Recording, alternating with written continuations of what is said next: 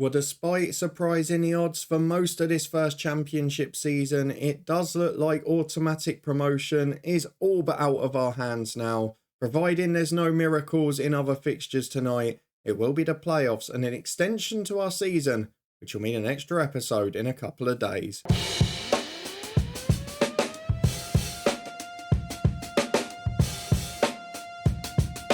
Yes, hello and welcome along to part 7 of Built in Bristol with me, Daniel. We are back today for our final 2 games of the championship season, as well as seeing the results for the third from last game for Blackburn and West Brom either side of us. If you're looking forward to that as we host Burnley, who may yet be our opponents in the playoff semi-final, and QPR away from home, then please do put a thumbs up on it. It's been a mixed bag in the last few weeks, and of course, you saw me have a mini meltdown in the last episode. We've got a youth intake to reflect on as well. Lots of positives in and around the football club, but still those nagging issues relating to contracts. We'll talk about more of those in a minute, but first, let's get through all the housekeeping stuff.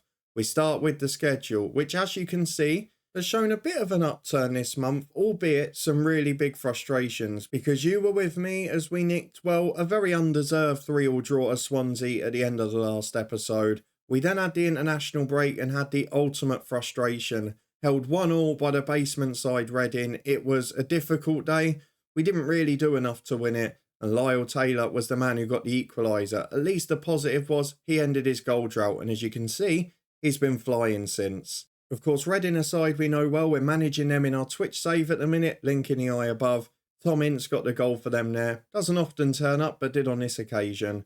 We did get back to winning ways away at Stoke at the start of the Easter weekend though. A red card helped us in that one, although we had already gone 2 goals up. Scott and Taylor got those. Tommy Conway scored a third in the 90th minute. But even against 10, we couldn't hold on to a clean sheet. Against Middlesbrough, it looked a very comprehensive 4-0 win, but in truth it was far from it. I think 3 disallowed goals in the end for Middlesbrough, and they did tire towards the end as they chased it. But a hat-trick for Lyle Taylor and 1 for Mark Sykes was enough to get us a comfortable win. A less than comfortable one away at Watford as James and Scott scored a goal apiece. Matty James has had his injury problems again since the last one. We lost 2-1 at Sheffield United, agonisingly. We just couldn't hold on after going ahead. Sander Berger pegged us back pretty quickly, but then Daniel Jefferson very late stole the show. And then Lyle Taylor did score again in another one that looked fairly comprehensive, but we're being honest, before that 48th minute red card, we were appalling. We were second best. Thankfully, Connor Coventry got sent off, and then Taylor and Williams scored 2 quick goals. So we go into the final 2 games with a few more goals flowing, and maybe a little bit more form, but certainly not many convincing displays. And when you look at the standard of opponent we're playing in Burnley, I'm not sure we even win our 2 matches, especially with our away form as it is anyway. So we're going to have to see if we get a miracle elsewhere. The simple fact of the matter is we're a point behind Blackburn. They play away at Preston in a Lancashire derby tonight. If they win that, they're 4 clear with 2 to go. They're probably all but there. For West Brom, tomorrow they're at home to Sunderland. If they win that, they're back level on points with us and it becomes a very tense finish. So we might have a very different outlook on a second game of this episode by the time we get to it. But for now, let's go and see the results elsewhere, and then we'll come back for our first of the 2 games this episode, as well as having a look at our youth intake. Back in a moment to see the results, and in fact, I'll leave you on the screen so you can see it along with me. What will be the score of the Blackburn game? We really need a Preston result here. It is the only chance we've got. What on earth have Preston done? They've lost to Blackburn. The gap is 4 points. It looks very unlikely now, doesn't it? Who have Blackburn got in the final 2 games? They've got the top scorer in Brereton Diaz, who put another one in. Signed a new deal in this save as well.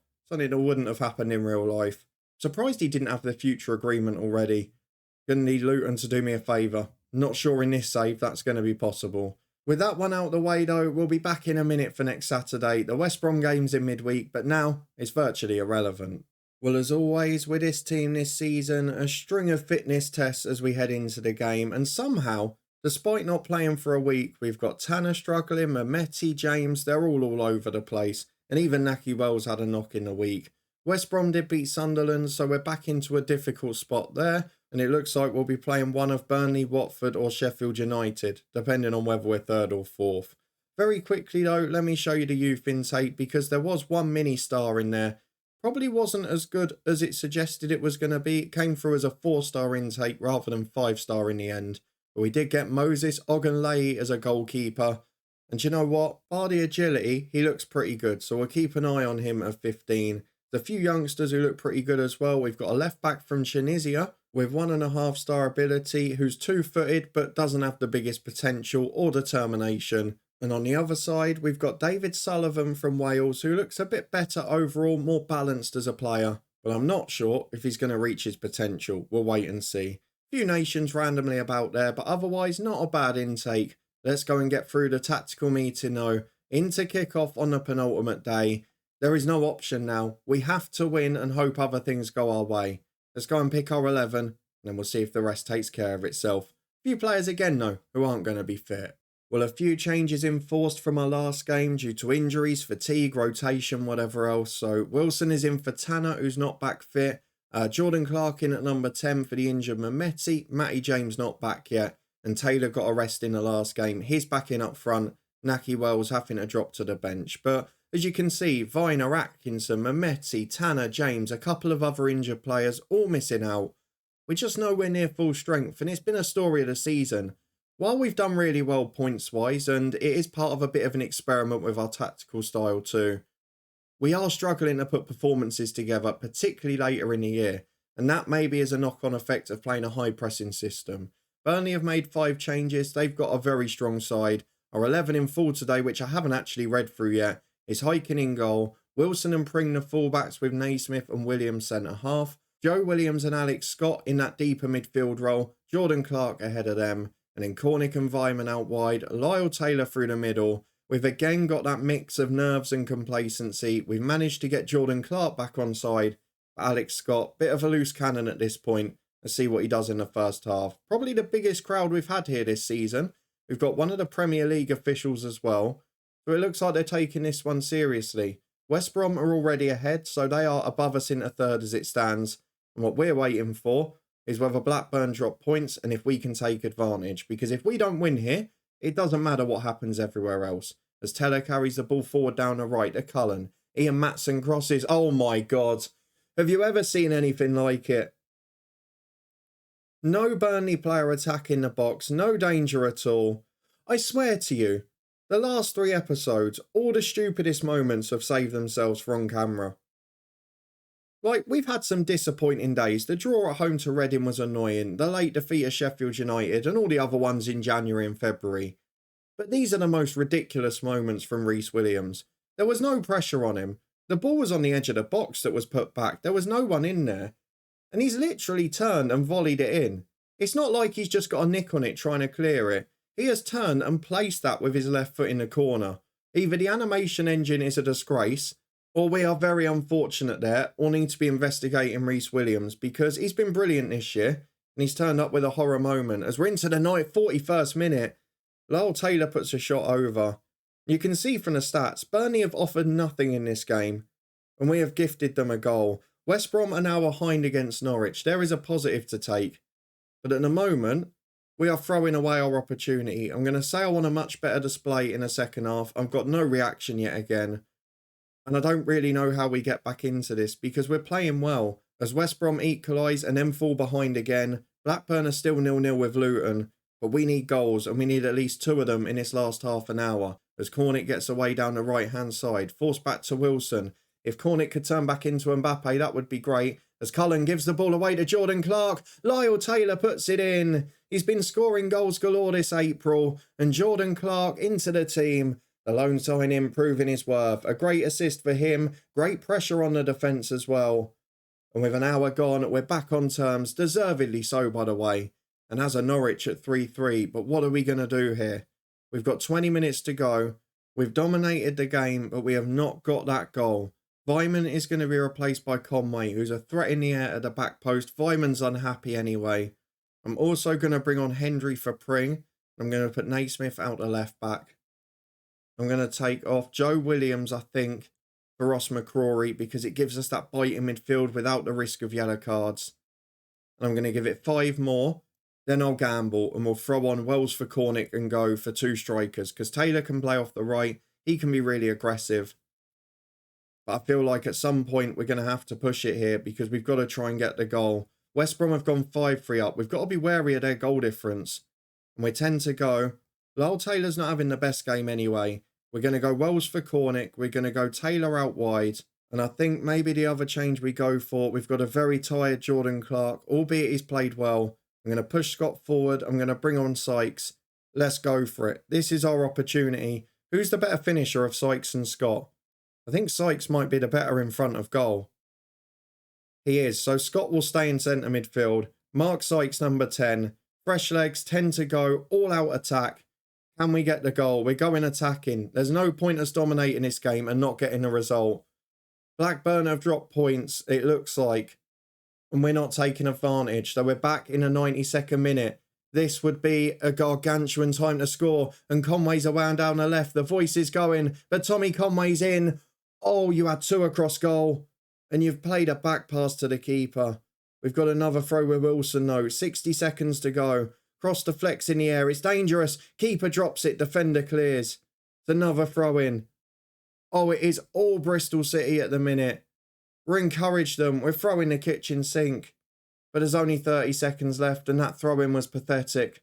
And it might well cost us the game, but we had to go for it. And if we lose, so be it at this point. Cherlinov gets away down the left and this looks pretty ominous, to be honest. He gets in, it deflects. Oh, not again. In the same game. In the same game. It's happened twice. Burnley have scored 2 goals from no shot on target. Oh, it's incredible. I mean, it's gone down as a Cherlinov goal. He's an incredibly fortunate man. That is the most remarkable 2 goals I've seen us concede all season. And yes, I'm not too disappointed with the result. Look at the stats. We were brilliant. And we had to chase that game at the end and take the risk. But the manner of those 2 goals, to have both with huge own goal deflections, is just so unfortunate. And it will be the playoffs now. It means we've got a big decision to make on the final day. Do we rest people? Do we go into it in form? What do we do? If we'd won that, oh, it would have been a tense final day. Not to be, we're going away to QPR, who will also have nothing to play for. For us now, it's whether we finish 3rd, 4th or 5th. And that's going to be the only thing that matters. Let's get to the final day and line up against QPR. We're back for the final regular game of the season, and all it's really going to determine is which playoff place we're in. So I think for now, we look at preserving fitness and getting people back to match sharp rather than anything else. QPR in 18th place. We cannot get to 2nd now. It is West Brom in 3rd, who are away at Swansea. They'll probably do better there than we did, but the bottom has tightened up big time there. And then, of course, there's also the case of Burnley, who are a couple of points behind us. They're at home to Cardiff. So let's go and get through to the selection. We'll find out who's fit, who's close enough. At the moment, if we're being honest, it doesn't look too bad for the 11 that played last week, but there's a couple of others like George Tanner who we might want to get in. So back in a minute when we've decided. Here we are then. Nothing mad, but a couple of changes have been made. So George Tanner is back in at right back. We've brought Matty James back in centre midfield. Alex Scott pushes forward with Jordan Clark dropping out. And then Conway is in on the left for Andreas Weimann, who again has been complaining about his wages this week. And for someone like him to want 45 grand a week at this point, when he's on 15k, he's 31, nearly 32. He's got another year on his contract. I mean, I've never seen anything like it in FM. I've had loads of players unhappy, wanting new deals, whatever else. But I have never seen the scale of demands that I have in this Bristol City save. Something is not quite right. For now, though, with those 3 changes made, let's go and get into the final day. For now, it just decides our playoff place, but avoiding injuries is going to be crucial for the bonus episode of the playoffs.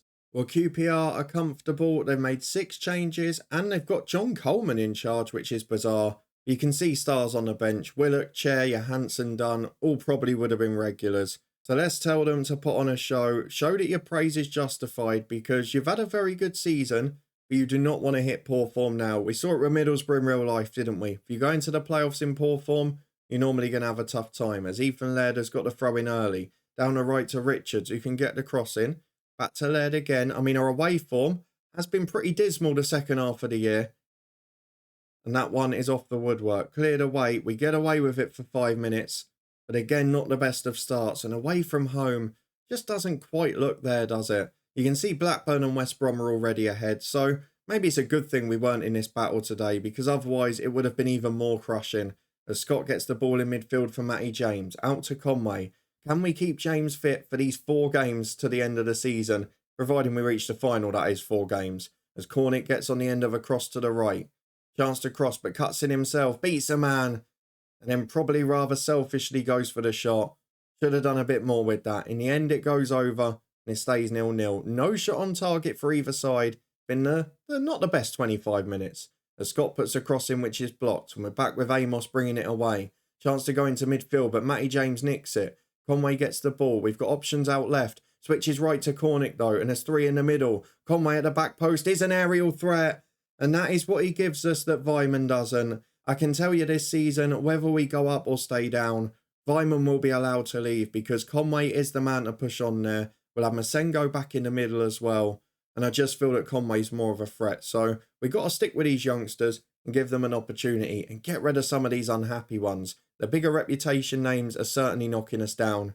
But we've got the 1-0 lead. And at the moment, we're going to go in with a little unbeaten run and a little bit of form. But there's a long way to go yet.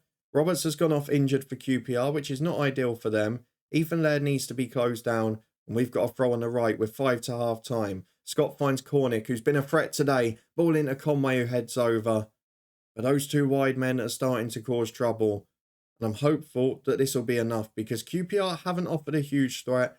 But we have collapsed defensively a few times. Clean sheets hard to come by on the road. As Scott's cross is deflected, Dieng will get there.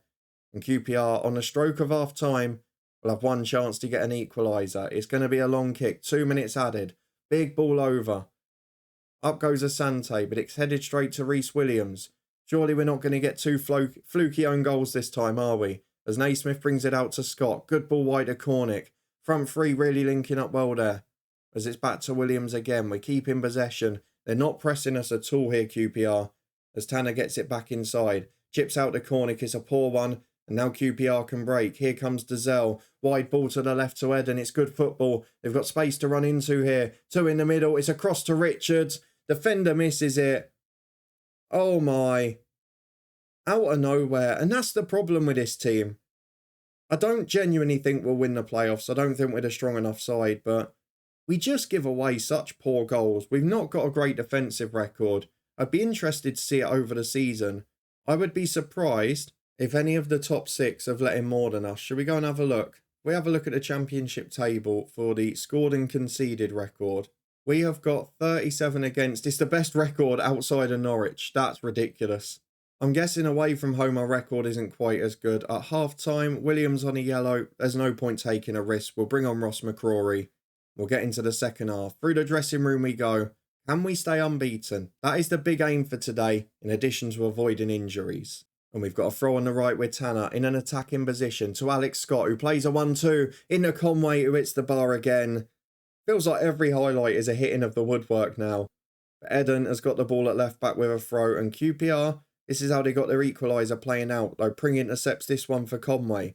Into McCrory the sub. Pring again. Over the top towards Scott. It's poor and it's cleared. Tanner can't get there. Lowe beats him to it. And he's away down the left. And again, we've parted like the Red Sea in defence. It's awful play. Asante makes a run through. No one goes near him. And Naismith eventually gets back to block the shot. But there are some very poor moments positionally back here, which I can't quite explain from a tactical point of view. Yes, we're playing a higher line. Yes, we expect to get caught occasionally. But to then not track your runners is not like a team that's up at the top that's working hard. Maybe it's a bad day, maybe it's eye off the ball, but there have been worries towards the end of this year, particularly at the back. As Dazelle's got a corner, in-swinger for QPR. They look the more likely now as Reece Williams heads away. Field gets it back, but it doesn't lead to anything. And Blackburn are winning comfortably, so they are going to be the second promoted side. With 25 to go though, we're going to make some changes because Lyle Taylor's had a poor game. Naki Wells can get a few minutes on the pitch. We've also got Alex Scott, who might as well be rested now. He is a player who struggles physically, so Clark on for him. Sykes will do the same for Matty James, who is perilously bad with injuries. And we might even swap those 2 around, in fact. Finally, we will go for Pring is nervous. Does that help? Probably not. He's not played well though, so we'll switch Tanner. We'll bring on young Wilson at right back. 25 to go, it's one apiece. Now can we at least get a draw? That's all I'm asking for now. We're back with 10 minutes to go. It's been a quiet few minutes since the sub, but QPR are whipping a big ball into the box. Reece Williams headed it back into danger. Hiking then doesn't make the save. I don't know what he's doing there. It's cleared away. He should have held it easily. Oh, everything's going against us now. He's not put that in from 30 yards. I want to know how many he scored this season, and I want to know what his long shot rating is, because that seems preposterous. I mean, what Hiking was doing with the first one, I don't know. It's his first goal of the season in his 25th appearance. Of course it is. But how on earth is that him? Because the first header was straight at Hiking, and he's just pushed it into danger when it's right at him. It's a very strange animation. We go into the playoffs with a defeat, which is less than ideal given our recent form. Again, we were the better side in the game, but the goals we're conceding are awful. And Hiking, the goalkeeper, worryingly, is going into his first poor run of form this season. And this is not the time for it. Lyle Taylor had a poor game after a run of scoring too. I just hope that this isn't hitting at the wrong time. Let's go and see which team we're facing, get our confirmation, and find out when the first leg's going to be. Well, it's going to be a repeat of the first game of this episode because we are playing Burnley at Turf Moor in the first leg. That will take place next Saturday with the return leg, 3 days later? Blimey. That is going to be a really big game. Watford play West Brom in the other one.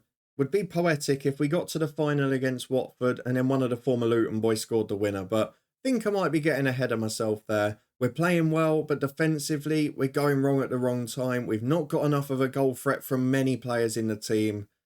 And I just feel that unhappiness is going to linger and cause trouble because the dynamics is still pretty poor, to be honest. The managerial support's awful. And bear in mind here, this is a team that has been in good form until the last 4 games. It's not a team that's been in a disaster spell.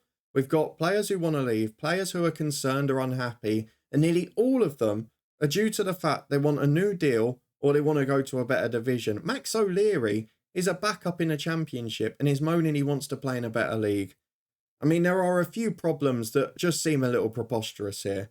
However, we have had a very successful season. If you'd offered me this at the start, we would have taken it. But I'm not hugely optimistic going into this Burnley playoff, I've got to be honest. Let me know in the comments how you think we're going to get on. Are we going to spring a surprise or is it going to be disappointment? If you enjoyed this episode, a late bit of heartbreak there against QPR, then please do put a thumbs up on the video. I know I referred to an unbeaten run. I almost forgot we lost to Burnley in the end. If you want to stay up to date and see if we beat them next time, subscribe and turn that notification bell on. We'll be back in a couple of days' time with the playoff semi-final. But will we get one more episode at Wembley? Or is it going to be the end of our first season? Let me know your thoughts on that and check out all the other content in the eye above. We've got the other save, our Build a Nation, which is a pretty interesting year over there. We've also got our head coach save, the top threes, the Twitch channel for regular live streams with Reading. And of course, we've also got the football podcast with championship predictions every match day. I hope you enjoy them. Anything else you can't find is in the description below. Thank you again to HelloFresh UK for supporting throughout August. Link in the description. And I'll see you back here in a couple of days' time for a surprise playoff semi-final against Burnley to end our first season.